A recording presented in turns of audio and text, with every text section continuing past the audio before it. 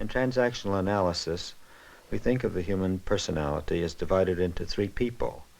There's the child ego state, which feels. It cries, it laughs, it expresses when it's sad. There's the adult ego state, which thinks and solves problems. And there's the parent ego state, which takes care of the child, nurtures the child, helps the child, and also criticizes the child.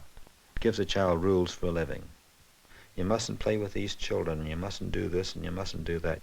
So the parent gives him a whole lot of messages, some of which are true and some of which are not true. And when the person grows up, he has all three of these people inside of him talking, sometimes all at the same time.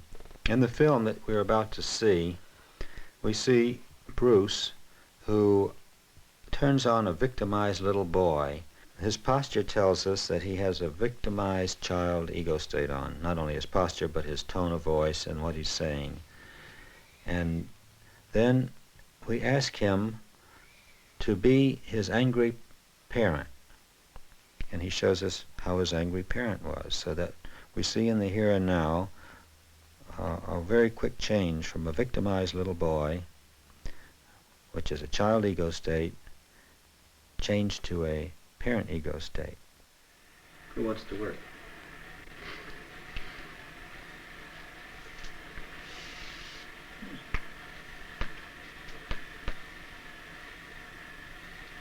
You just want to flirt? Yeah.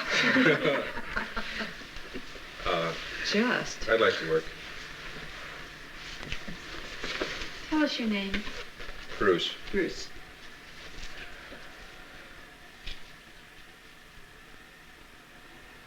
The parental messages that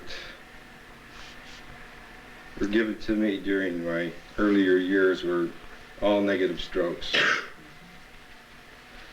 And I learned how to do things by hating to do it. A couple of things I'm observing about you, Bruce. Let me tell them to you. Your head is flopping to one side to the other. I'm We nervous. associate that with having a child now, not a problem solver, a stroke getter part. The other thing I'm picking up is that you're not looking at anybody. We're all looking at you, and you're not looking at us. That's right, I'm not. Third What? thing I'm picking up is little victim thing. You're a little victim, and we're all standing around looking at you. When a person says, I want to work on something, and they're sitting in a semi-reclining, almost reclining position, they're telling us something with their body. They're telling us that they're planning to not work. This is what we call a child, especially with the head cocked to one side or the other, and the person is saying with words, I want to work on something, but with their body and their power, they're saying, don't count on me. So it's good for a therapist to pick that up right early in the encounter so that the therapist won't end up frustrated and angry at the patient. We're interested in person's posture. If a person is ready to work, he has his adult on. He has his computer on. That means that he's alert, he's sitting up straight, his feet are firmly on the ground. Well, I'm very nervous, and what I'm trying to do is to relax my state so that I could get into my adult and talk. Make us nervous. Make you nervous? Yeah. Give us your nervousness.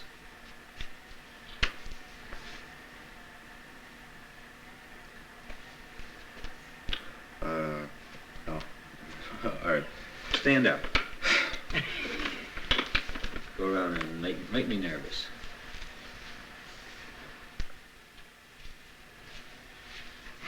What's the parent message that you were thinking about? Parent message that I was thinking about was the You're a parent. scaring you, but this time you'll be scaring me. You're lucky to be around.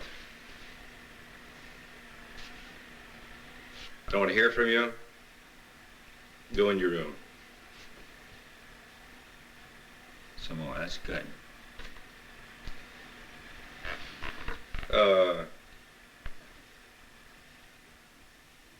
Play the way I'm telling you to play.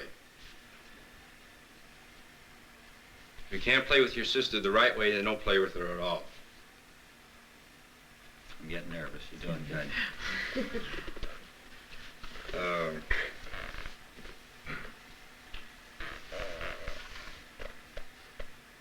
Who's talking, your father or your mother? Both. Both? Are they hesitating like that? No. It got to a point where the words only led to my being more obstinate, contrary, and then I would say they use more physical violence in order to have their wishes known, to a point where... You mean they socked you around? No, my father used the strap, and I guess my mother used... Here's the strap. Show us how he did it. Bruce is telling us about his father using violence. We're more interested in his enacting this than his telling us about it. So we do everything we can to encourage his expressing his feelings. When a grown-up talks about having been beaten as a child, we have somebody do it in the room, preferably the person who was beaten, and he gets very quickly in touch with anger and rage and fear. What we think is that when a person says, I was beaten, he still has the beater inside of him. The parent part of him is still operating very strongly. He acts as though he's not doing this to himself. He acts as though somebody else did it to him, but he's doing this to himself now. That is, he's beating himself now. He's sitting in a victim position, and since nobody's being nasty to him, then there must be a part of him inside of him which is being nasty to him.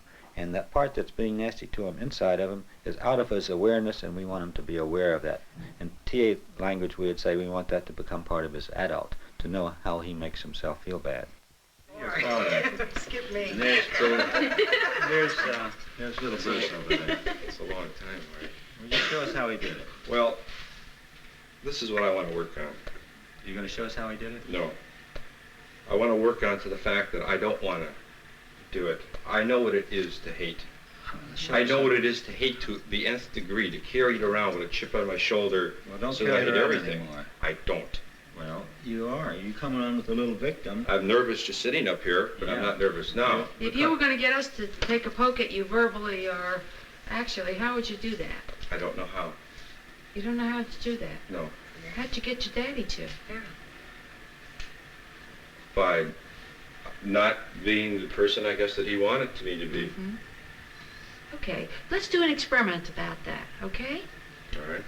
For you to get in touch with that. Walk around and start with Leia and say, tell me what you want me to do, and I'll know how to get you mad at me. You want me to ask her? Yes, and then go around. Ask each of us. Tell me what to do to get me mad at you. Or you mad at me? I just want you to hit that pillow. Now thumb your nose at her and go on to the next person.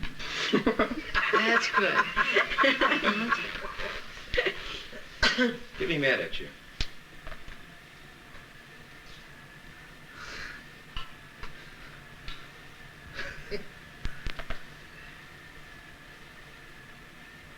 I don't know how.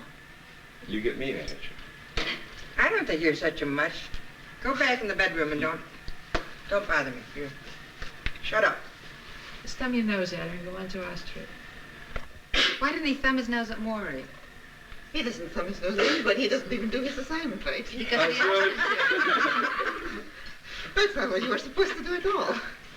I have the problem, as I see it, is that I understand the feelings, and I don't want to come to the feeling. Yeah, I see. Are you scared that if you hit the pillow, something terrible will happen? I know the strength that I have that creates from hate within a person or love to the nth degree. Tell us you're going to hold on to that hate. I am, I do. Good. TA therapists talk a lot about sweatshirts. We think people give vibes to other people who may have never seen them before, about what to expect. With the young man we're working with here, Bruce, he wears a sweatshirt that says, "I worry my mommy," or "I bug my daddy." In the back it says, "Why does it always happen to me?" And it's very visible across the room, because almost anything we ask him to do, you notice that he arranges to not do. In a usual home setting, that would bring him an awful lot of flack from his parents. He says he's going to do something, and then he doesn't do it. We ask him if he'll do an experiment. He says he'll do it, and then he doesn't do it. He didn't thumb his nose at people. He didn't express his feelings. In a sense, it's rebellious. And what we know about rebellious children is that they have a tyrant for a parent.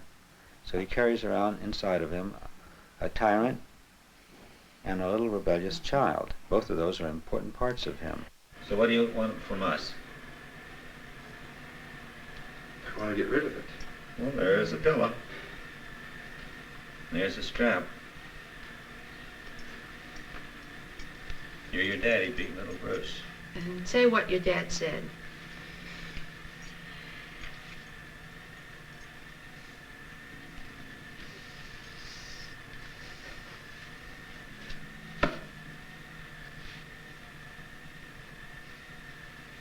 It's hard to remember. Take a couple swats, just make a noise. Mm-hmm. Make it up.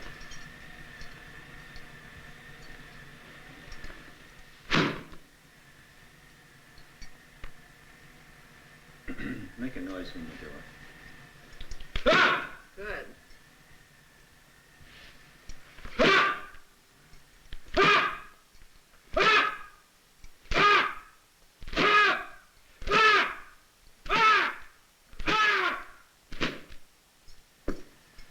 Now, what's he telling you as he's beating you?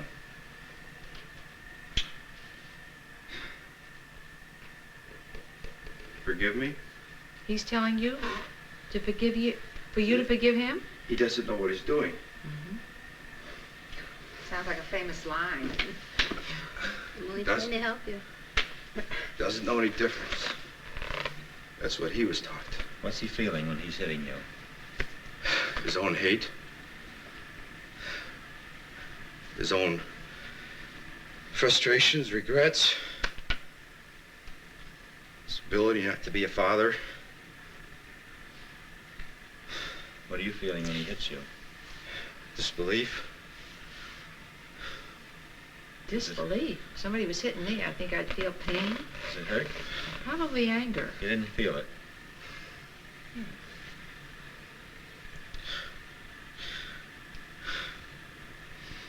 What are you feeling now? Sorry. Sorry for him. Tell him.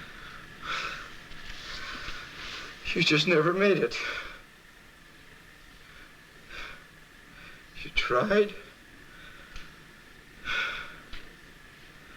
But everything was given to me the opposite way.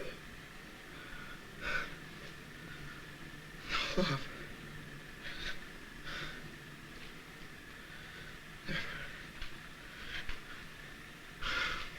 What are you feeling now? Physiological sensations. My heart is beating. I feel wetness in my eyes. I feel a heaviness in my head. What do you want to tell your father?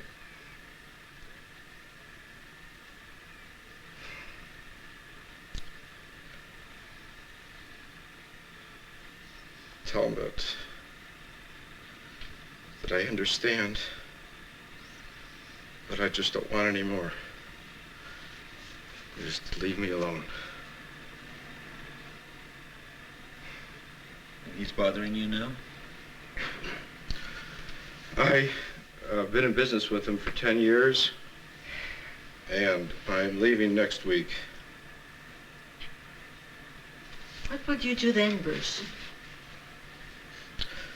Try to learn more about myself, go back to school, discover a new way of life other than business. And live each day, I guess, just to the best way I can. You've been admitted to a school. Yes. Okay. What I pick up is the sadness.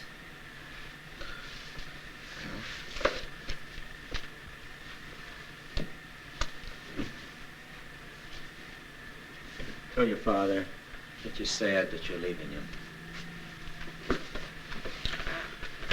Dad, I'm really sad that we just never made it together. But there's always been something there.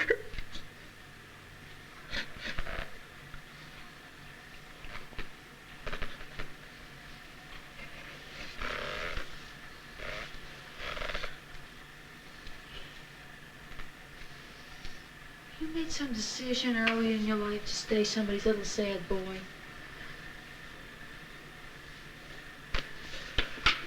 Decisions that I made were not based on my feelings. It was strictly intellectual. Establish a goal, make money. I didn't think of myself as being sad or not sad. In other words, I didn't reflect upon it. I lived each day. I lived for the future, even as I did during the last 10 years. But I've only recently started to come in touch with more of my feelings and understand what I've been through. We see a lot of discounting in Bruce. First of all, he discounts himself, that he's a person with a lot of feeling. He discounts his anger. He discounts his caring. He discounts his feeling.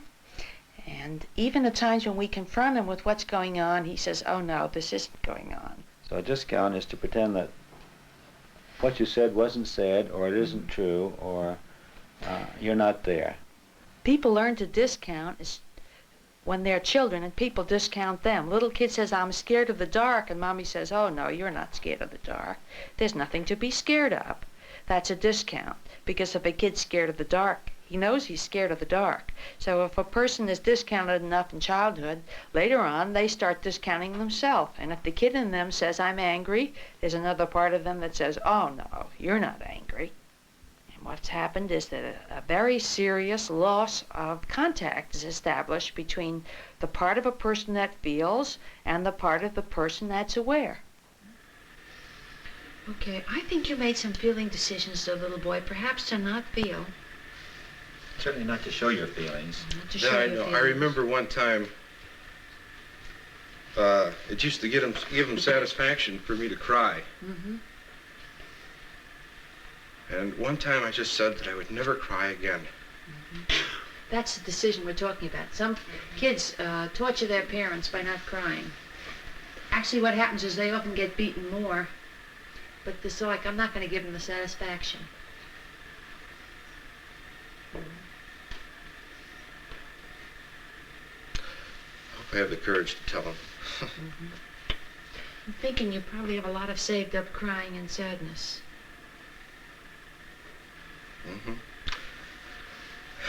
When you don't release the feelings that you have to love or towards hate, let's say, then you just hold them in and they build up. I have a guess. Most people that I know who do that sort of entice other people to express feelings for them. That is somebody who is really angry but not let to express it, get somebody else angry at them. Somebody who's really loving but feels stultified, get somebody else to love them. You're smiling, Leah. Yeah, I'm thinking that's a good, neat trick. Yes. I like to reflect off people. I could usually generate a mood from them. We know that people don't make other people feel anything. I can't make you feel angry. People can't make other people feel sad. However, people who withhold their own feelings frequently make a strong pitch to other people to express the withheld feeling instead of them. They can entice other people to be sad for them or to be angry for them. One of the things that Bruce learned as a little boy was that it was better not to cry. It was better not to show your angry feelings. Now today he was both angry and he was able to cry. And he suffered no great pain from that. So that means that he's learned a little bit about it's okay to release your feelings and express your feelings and nothing terrible will happen. Therapy continued for a little while, and if we were to continue with him, we'd ask him to make a contract. What is it that you want to change? We want contracts to be made with all three parts of him. His parent, which says it's okay, it's legal, it's moral, it's ethical, the thing that you're saying you want to do. Your adult says it's possible, and your little kid says it sounds like fun. Sounds like it'll be good for me to do it, and I'll feel better. So that we make the contract with all three parts of him. TA is a contractual therapy. That means that the therapist makes a contract with the person about a change that the person wants to make in his life. And when that change takes place, then the person has completed therapy. It may take 5 minutes or it might take 5 years. We know that people need strokes to live. And kids learn this in infancy. If you grow up in a family where you get a lot of positive strokes, warm fuzzies, when you're 15 or 20 or 25, you go into a room and you look for affection and smiles. Bruce, for some reason, survived by getting beaten and snarled at and argued with. And in some incredible way, he's perpetuating that now in his adult life. He comes into a group and establishes within a few minutes that he is to be the one persecuted in the group. As the group continued, we invited Bruce to change his image of himself from a bad guy to a good guy so that he could find ways to get warm fuzzies from the people in the group, not kicks, not attacks, but affection and smiles and approval.